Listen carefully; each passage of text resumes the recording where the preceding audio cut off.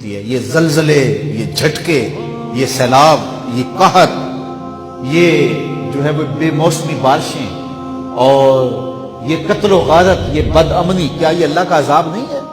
یہ بھی اس کی طرف سے عذاب استیصال نہیں ہے، لیکن جو چھوٹا عذاب ہے یہ نہیں ہے کہ ہم پاکستان میں رہتے ہیں، مسلمانوں کا ملک ہے، لیکن ہمیں مسجد میں نماز پڑھنے کے لیے باہر پہرے دار کھڑا کرنا پڑ رہا ہے۔ یہ ہمارے لیے عزت کا سبب نہیں ہے؟ کبھی سوچیں کہ یہ کتنا اللہ کا عذاب ہے۔ اپنے گھر میں ہم محفوظ نہیں ہیں، ہم اپنے گھر کا رات سوتے وقت 3-4 مرتبہ رات کو جو ہے وہ تالا چیک کرتے ہیں کہ اچھی طرح بند ہے۔ کبھی یہ زمانہ بھی ہمارے اوپر آیا تھا؟ تو یہ اللہ کا عذاب نہیں ہے؟ یہ اللہ کا قہر نہیں ہے؟ اور حکمرانوں سے بھی پوچھ لیں کہ وہ چین کی نیند اپنے محلات کے اندر سو سکتے ہیں؟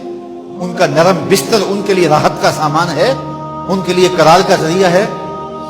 تو یہ اس کے عذابوں کی صورتیں ہیں، لیکن ہم عبرت حاصل نہیں کرتے اور اللہ کی طرف رجوع نہیں کرتے۔ اچھا نہیں کریں گے تو کیا یہ عذاب یوں ہی گزرتے جائیں گے؟ ایک زلزلہ اور آنے والا ہے، جب وہ آئے گا تو پھر کوئی بچ نہیں پائے گا۔ آئیے قرآن کھولیے، اللہ قرآن میں فرماتا ہے اذا زلزلت الارض زلزالها، جب زمین تھر تھر کانپنے لگے، واخرجت الارض اثقالها، اور زمین اپنے بوجھ باہر پھینک دے گی، اتنا زوردار جھٹکا ہوگا۔ واخرجت الارض اثقالها، سکل جتنے بھی ہوں گے، خزینے ہیں، دفینے ہیں، دفن کیے گئے مردے ہیں، پہاڑ ہیں، درخت ہیں، سارے اکھڑ کے باہر آ جائیں گے، اتنے زوردار جھٹکا ہوگا۔ اللہ اکبر۔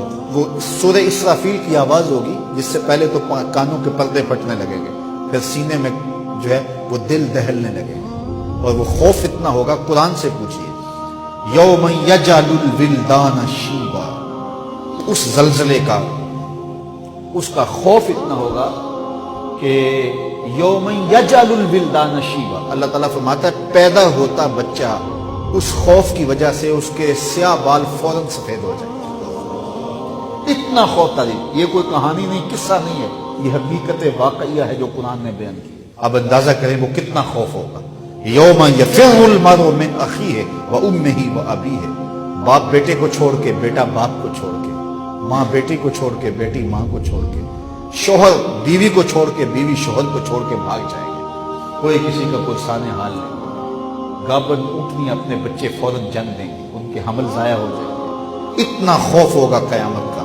اذا زلزلت الارض زلزالها واخرجت الارض اثقالها، یہ پہاڑ اتنے زور سے ٹکرائیں گے آپس میں، ایسا زلزلہ ہوگا تو یہ پہاڑ آپس میں ٹکرا جائیں گے، تو ٹکرا کے چورا چورا ہو جائیں گے۔ یہ حقیقت واقعہ ہے جو ہونے والا ہے، قرآن نے اس کی حکایت کی ہے۔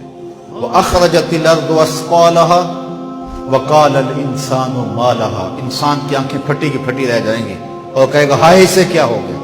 يَوْمَئِذٍ تُحَدِّثُ أَخْبَارَهَا، پھر زمین بولنے لگے گی، زمین اس دن خبریں اگلے گی، بتائے گی کہ میرے اوپر کس کس نے کیا کیا جرم کیا۔ کتنا سخت دن ہوگا جب زمین بھی بول کے گواہی۔ زمین کیسے بولے گی؟ زمین تو بولتی نہیں ہے، بولتی تو زبانیں ہیں۔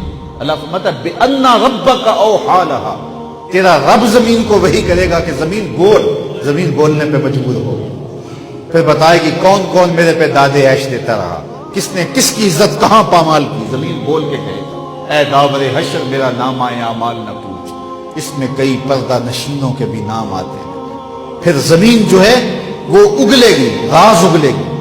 اللہ اکبر۔ یومئذ یصدر الناس اشتاتا لیروا اعمالهم، پھر لوگ مختلف گروہوں میں بٹ جائیں گے۔